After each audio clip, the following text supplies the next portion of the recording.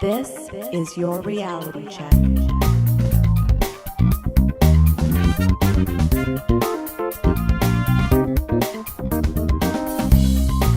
Hi everyone, and welcome to The Reality Check, the weekly Canadian show that explores a wide range of controversies and curiosities using science and critical thinking. This is the show for January 30th, 2018, and I'm your host, Darren McKee. With me, as usual, are Adam Gardner. What's up, Cuboids? Christina Roach. Hey, checkers. And producer Pat. Hi, everyone. As usual, we have three interesting segments for you. Adam is going to explore dubious copyright claims against YouTube videos. And then Christina is going to look into why February only has 28 days. But first, what's a neuron? I certainly like numbers and having an idea of how much of something there is, so I wondered how many neurons are in the human brain. But after looking into that for a little, I thought I would first do a segment on what a neuron is exactly and how it works. I believe that the pattern or structure of neuronal activity is largely what you are. It's your hopes, your dreams, your fears, your thoughts, yourself. Thus, it is of grand importance. Sure. Materialist I am. Yeah. Of course, it was my neurons that decided on this topic, so it's a bit biased and possibly narcissistic, but only at the neuronal level. Note that people spend their entire lives studying neurons and how they work, so you're going to get a simplified version of all of this, just a general understanding. In one sentence, what is a neuron? Christina, Pat, then Adam. Oh, boy. I don't really know how to answer that, Darren. I'm hoping you can tell me. Yes, Pat? Electrical impulses between different parts of the brain is my guess. Adam? I would say it is a type of cell that makes up a lot of the brain, and that it has connections to other neurons that I think might be called dendrites or something like that. And there are impulses that come and go, and though I think they are electrically stimulated, I think there's actually more of a chemical back and forth that goes on there, but I'd like to hear specifics. Thank you. Now, for the listeners there, I did not give the rest of the crew any advance notice on this, and my thought is the average person kind of knows what a neuron is, but doesn't really, and even if they do, it's kind of hard to explain it. Yeah. And I took psychology classes years ago, and even I was like, I know some basics, but if you press me on it, I might be like, well, exactly how does a dendrite versus an axon work? Well, we're going to get into it. Yeah. A neuron is a nerve cell in the brain. Your body has many different types of cells, your brain does too, but the main nerve cell in the brain is called a neuron. All right. And good old Wikipedia, neuron is an electrically excitable cell that receives, processes, and transmits information through electrical and chemical signals. It consists of a cell body, or soma, dendrites, and an axon. Okay, three main parts. In this way, it is different from other cells. The way in which neurons are similar to other cells in your body is that they have a nucleus containing genetic material, and neurons also have things like cytoplasm and mitochondria and other organelles. These are different subparts of a cell that do things in terms of work or provide energy or other processes. In a neuron, dendrites take in electrochemical signals and send that information to the cell body, so they sort of gather inputs or information, while axons send the information away from the cell body. That's kind of the output. The cell body of a neuron frequently gives rise to multiple dendrites, but never more than one axon. Although the axon may branch hundreds of times before it terminates. So it's not just there's a couple little feelers out there, like I know the fingers on your hand, but imagine each finger on your hand having 5 or 10 more little things, and that could keep branching and branching. This is why when people picture trees, or lungs even, I end up thinking of neuronal structures, because there's a lot of similarities of that much branching and that much connectedness. Neurons form specialized connections called synapses and produce special chemicals called neurotransmitters that are released at the synapse. At the majority of synapses, signals are sent from the axon of one neuron to the dendrite of another. Okay, now the axon, remember, was the output, and the dendrites are the input. So it makes sense that the output of one neuron is going to somehow connect with the input of another neuron. Neurons typically aren't directly connected to each other, but instead they're very, very close with a little space left for chemicals to pass between an axon and a dendrite. That's the synapse. So almost the space between, or the structure of axon, space, dendrite, that's a synapse. So what happens is different chemicals are actually released between the end of the axon and the reception of the dendrite, and that's how information passes. The synaptic cleft, some might say. So is it neurochemistry that starts messing up with that synapses, which is really what affects. Typically, yes, information is transmitted electrochemically through the synapse. That's why if you have something like an SSRI, a selective serotonin reuptake inhibitor, it's directly functioning on those little parts in the synapse that are either trying to make it easier for different molecules to interact with or leave from the axon to the dendrite, or in that space. Sure. How big or long is a neuron? This is difficult to answer because there are a wide range of shapes and sizes, and because of the vast branching that occurs with many neurons, which means if you provide a simple estimate, that may overlook a relatively high surface area. Qualifiers aside, it is possible for 100 neurons to be under a millimeter. So let that sink in a moment. Yeah. But some neurons are quite long, like motor neurons that travel the length of the body, such as the axon of a motor neuron in the spinal cord that innervates a muscle in the foot. So yes, there are also neurons in your spinal cord because connected to your brain. The body is structured in such a way that not everything has to go to your brain first and then back down again, even though that's how much of it works. You do have the ability to react quickly from your spinal cord, so to speak, as a survival advantage. This is sometimes how reflexes happen. You just react. And it's supposed to going all the way to the brain, it just goes to the spinal column and back. But even then, if it's your foot that's involved, it has to traverse about a meter from, say, where the base of your spinal column is to your foot. Yeah, it could be a meter long, but the cell body might have a width of 0.1 millimeters. Just to show you, makes a difference of 10,000 comparing length to width. So it's just one of like, oh, how big's a neuron? You're like, well, it's almost like, what would be an analogy? I'm like, there must be some road or river perhaps on Earth. You're like, well, it's like 20 to 40 feet wide and many, many, many kilometers long. Yeah. Now, this is a long, relatively complicated paragraph I got from Wikipedia, so I'm going to say it and quote it first, and then we'll try to break it down, and this will be sort of the end of the intro of what a neuron is. All neurons are electrically excitable due to a maintenance of voltage gradients across their membranes by means of metabolically driven ion pumps, which combine with ion channels embedded in the membrane to generate intracellular versus extracellular concentration differences of ions such as sodium, potassium, chloride, and calcium. Simple as that. Gist is, you have a lot of different chemicals, like sodium, potassium, chloride, that are swimming around, and there's a difference in the amount between the inside of the cell and the outside of the cell. There's a sensitivity to these different chemicals as well as different electrical charges in and across the neuron, and then there are different ions, which are just differently electrochemically charged elements like sodium or potassium, and then those can be pumped through channels. That's the ion pumps and the ion channels, so that goes together. So there's a way to get chemicals in and out of the cell. Typically, like sodium might want to get in and potassium might want to get out. And there's a difference between those two chemicals, which leads to an overall negative resting state inside a neuron. Changes in the cross-membrane voltage can alter the function of voltage-dependent ion channels. That's kind of what I was saying in a much more technical language. Changes in voltage can alter the function of ion channels, which are related to the voltage that one might experience neuronally. If the voltage changes by a large enough amount, an all or none electrochemical pulse called an action potential is generated, and this change in cross-membrane potential travels rapidly across the cell's axon and activates synaptic connections with other cells when it arrives. That's what a nerve impulse is in the broad sense. So if there's enough inputting information in terms of signals or chemicals, the polarity of the charge within a neuron will change from, say, negative 70 to it gets a bit higher, and then once it goes above negative 40, it releases in a burst, we'll say, electrical impulse. And then that is the action potential that then travels down the axon, which then, at the synapse, can connect with the dendrites of other neurons. This is kind of how the whole thing works. And I wanted to bring this up because we are complicated, fantastic, interesting creatures, hopes, dreams, as I said, ability to navigate the world from doing athletics to holding a job to driving a car to thinking things and recording podcasts. And pretty much all of it is predicated upon these little electrical chemical impulses. So if there's enough sodium or potassium, or it could be dopamine or serotonin, that's what's allowing you to do everything and anything you want. And for the podcast, there's like transistors and things in the computer too. Exactly, yes. You can't just use your brain now and think it out into the world.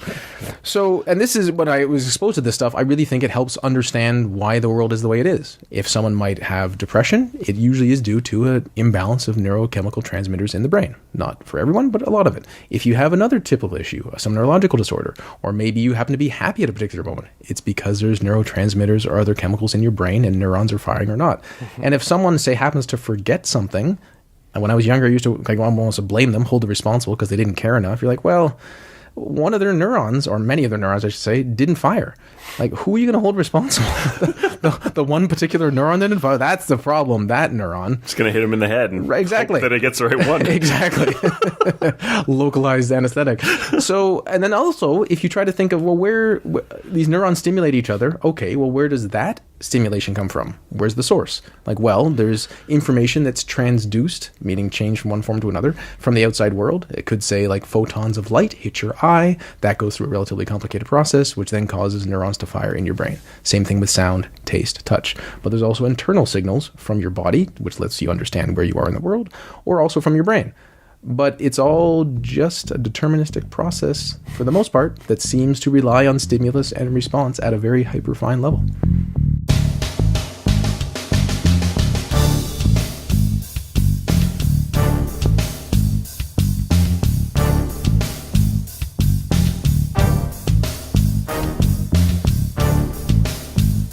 Adam, I've heard there's some dubious copyright claims against some YouTube videos. Is this indeed the case? It absolutely is, Darren. Great segment, Adam. Thank you. A few weeks ago, I saw a funny message on the website twitter.com, which some of you might be familiar with. User Sebastian Tomzak said, "My 10-hour white noise video now has 5 copyright claims."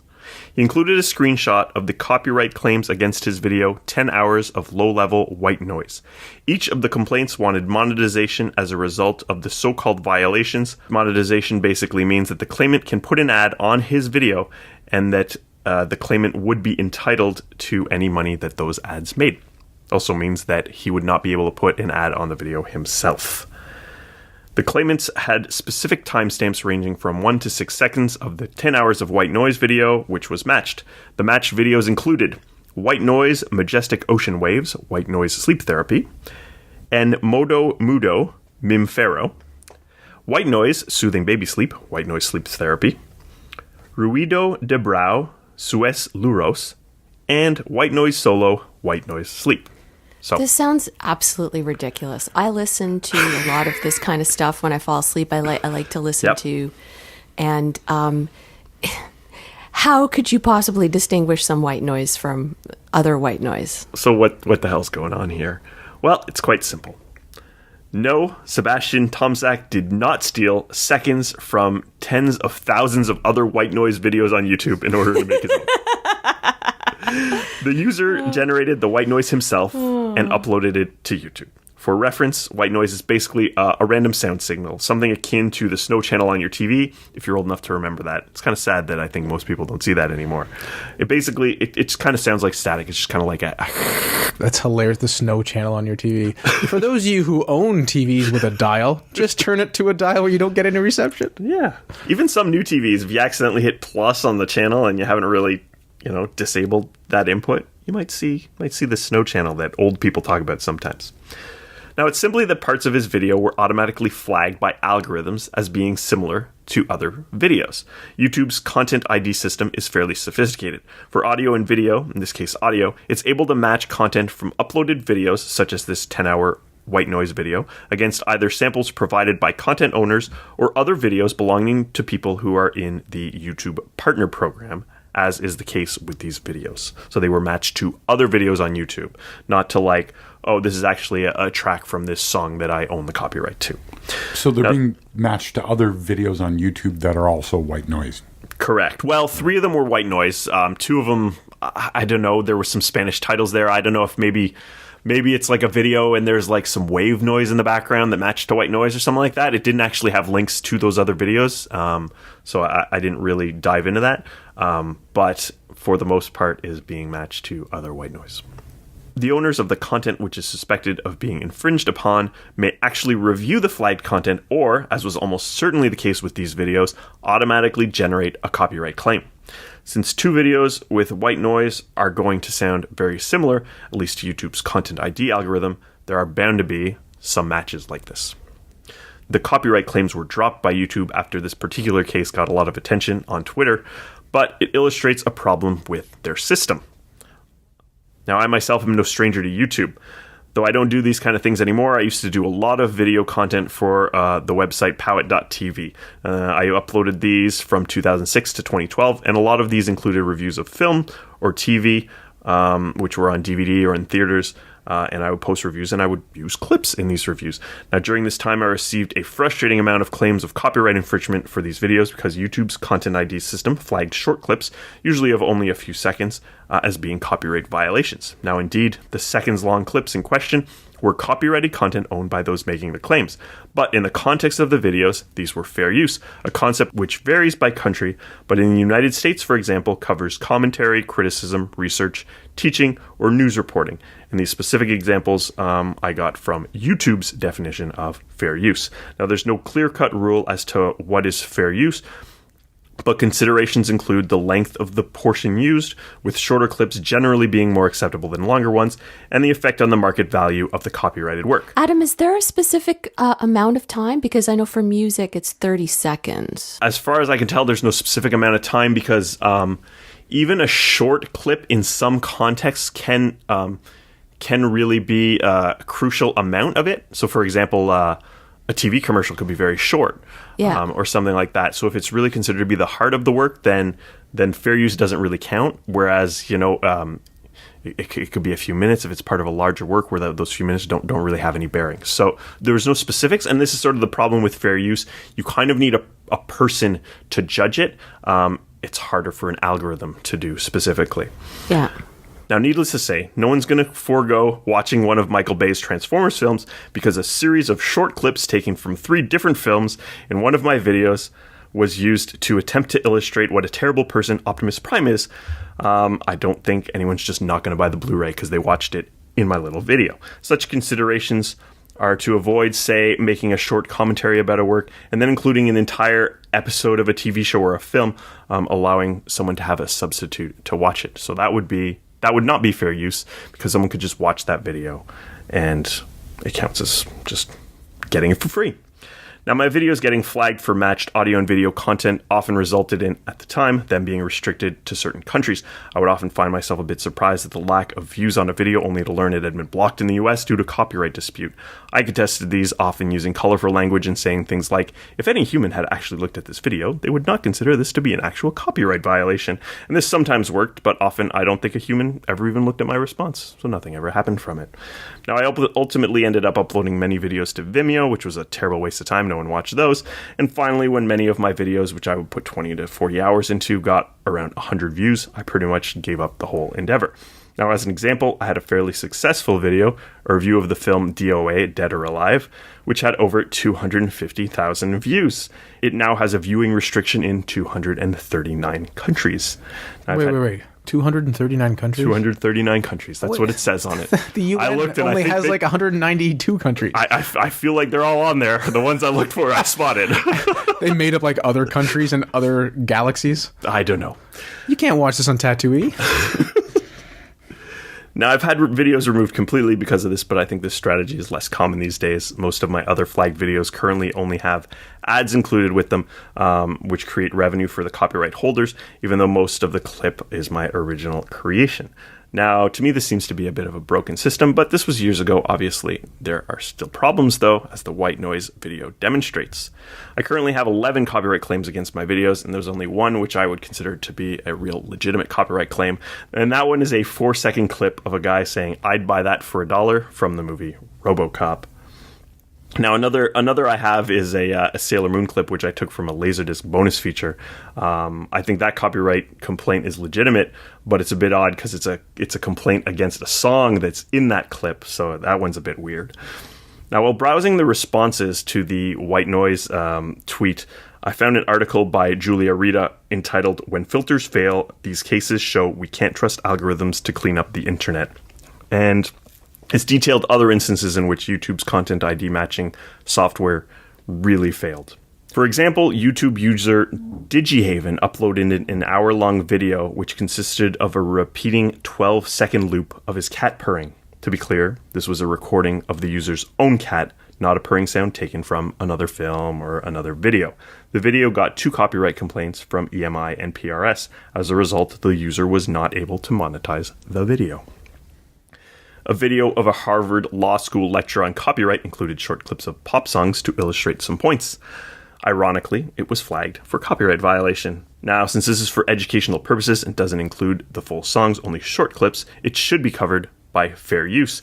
Now, this is a more common kind of false positive, similar to my own experience, because the algorithm really is matching something. It's just that no one's reviewing it to see if it's an actual violation. Now, there are some backwards examples. For example, NASA's recording of the Mars landing was flagged as a copyright infringement on NASA's own channel. Everything the agency creates is public domain, so there should never be any copyrighted material in what they release. The issue was that some TV stations use the video and automatically register everything they air with YouTube's copyright filtering system. As a result, NASA's own video, the source of the footage, was suspected of infringing on the TV station. A little backwards. This has happened to bands I work with. They upload a video that we're going to use unlisted to share, for premieres, and then it gets taken down until they say, "Hey, this is our song. We wrote it." Yeah.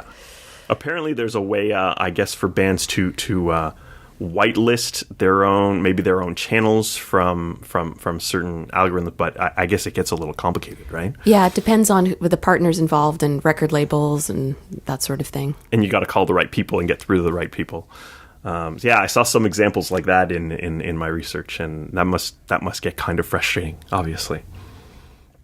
Another backwards example is the animated series Family Guy. When they needed footage of the Nintendo basketball game Double Dribble, they used video that was uploaded to YouTube. The user who uploaded it was not asked for permission to use the clip. The video, which predates the episode of Family Guy, because Fox has not developed time travel, was flagged as violating Family Guy's copyright.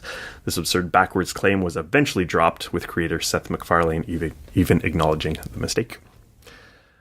Now, as Christina mentioned, artists often have their work taken down on their own behalf, and this can happen backwards as well.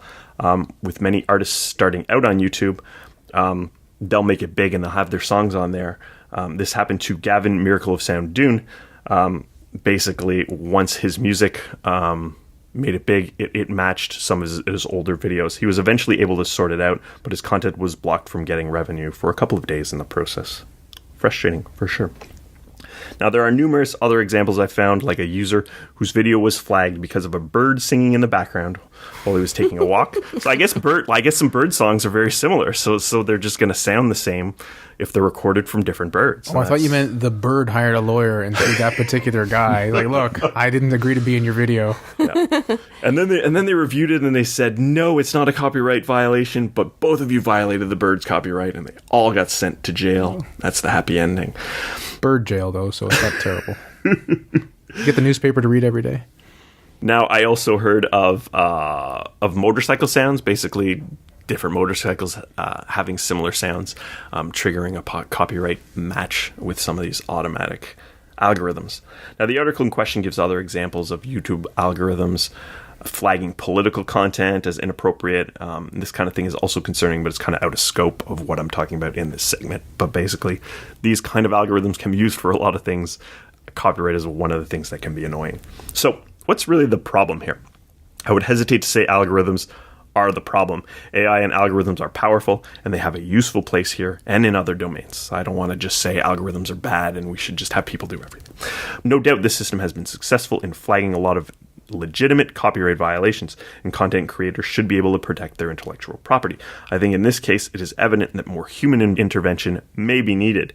While a video matching 20 minutes of straight content may be an obvious violation, one matching 20 seconds probably is not. Is there a person reviewing a few seconds in question? Is there even someone who could just read the title of the video in question to see if it's actually a copyright violation? YouTube claims to have humans in the process. In my own personal experience, and from what we've seen in the videos I've talked about in this segment, it seems like in many cases, no human is actually verifying any of these. Or if they are, they're just doing a really bad job and just saying click, agree, agree, agree, and sending them through. Ultimately, the power lies in the copyright holder's hands at this point.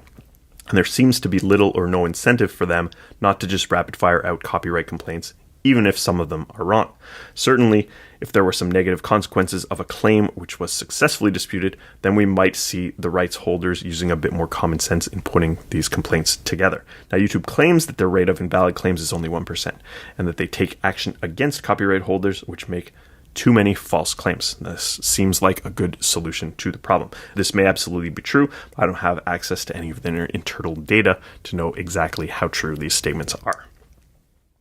YouTube's content ID system has flaws, though the examples I've cited are likely rare exceptions that get a lot of attention. The truth is that the system is fundamentally unable to accurately assess things like fair use, and such false positives are likely much more common. It may be that I'm in the minority in making fair use review videos of copyrighted movies and TV shows, and that most people using footage from such sources are legitimately infringing on the rights of copyright holders. Hard to say, right? It's hard to get any sense of data and the false positives versus false negatives as you imagine. So the 1% may absolutely be right, because for every one of me, there's 99 people that are just trying to upload episodes of Family Guy, right? Yeah. It's hard to tell.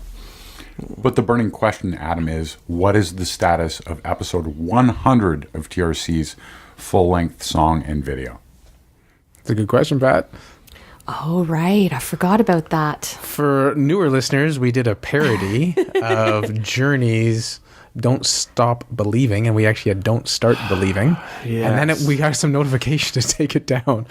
I'm trying to remember the specifics of that one and what channel it was even uploaded to. And I think what happened was at the beginning of the song, before the vocals even start, it's a long instrumental portion, which ended up getting flagged. If that makes sense, but it's absolutely parody and should absolutely be covered by fair use and should not have been taken off. And is still down. Yeah.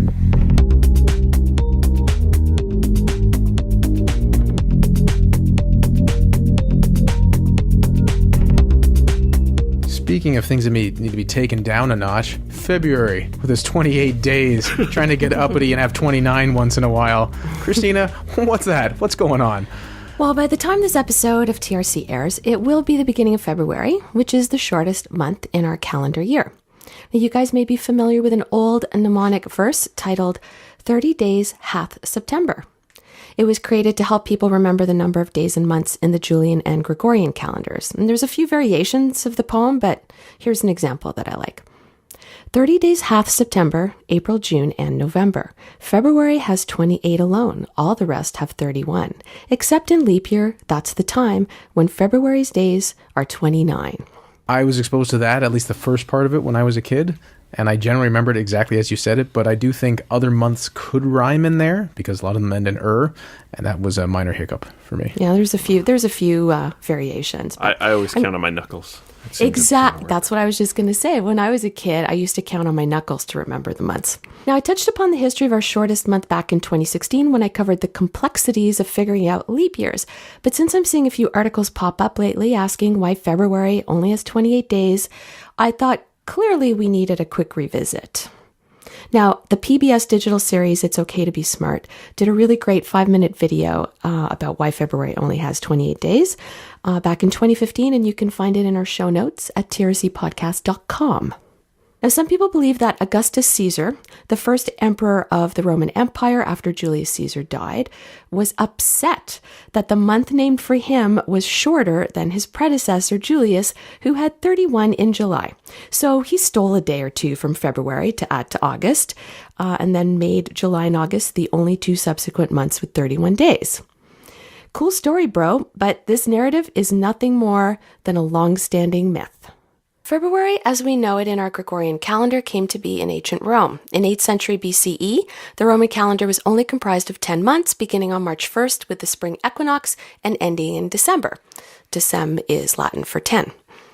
January and February were basically nameless blah periods for a few reasons. Crops could only be planted and harvested, or wars waged when the weather was acceptable.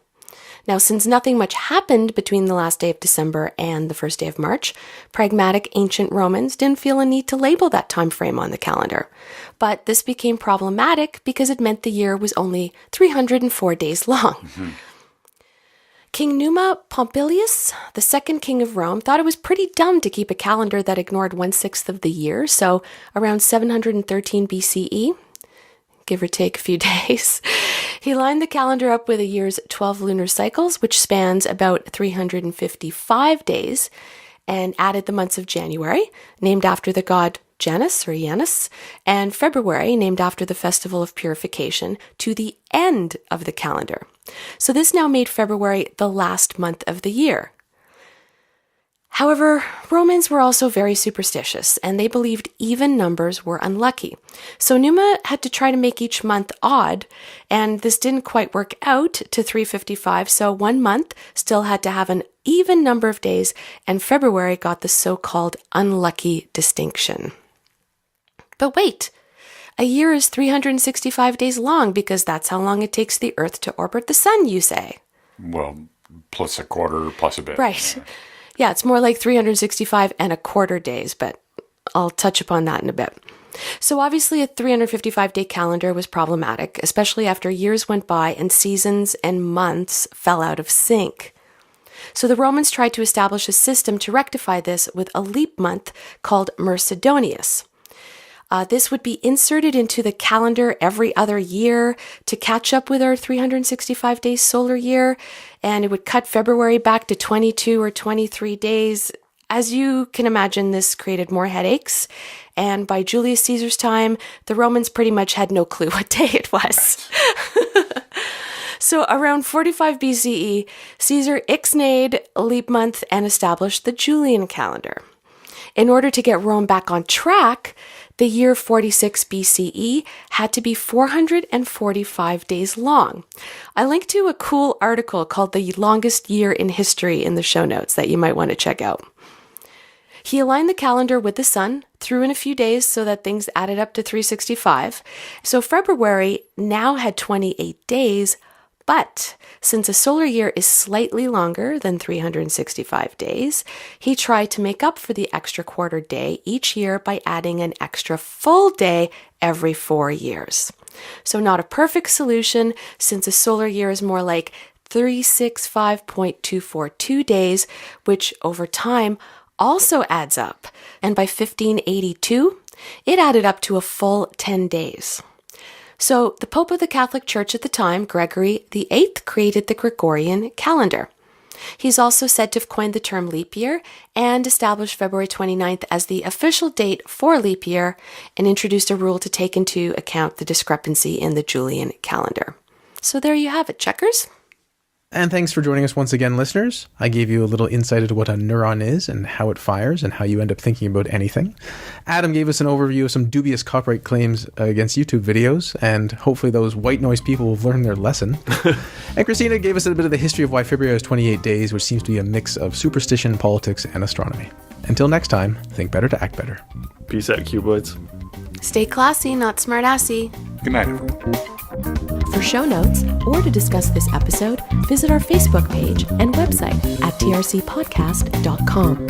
For general inquiries or to send a topic or parody suggestion, email info@trcpodcast.com. Help support the show by leaving a review on iTunes and liking us on Facebook. Follow us on Twitter at TRC_podcast.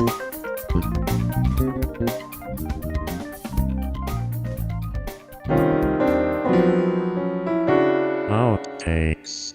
I'd buy that for $1 from the movie RoboClop. From the movie Let's take that whole thing again there.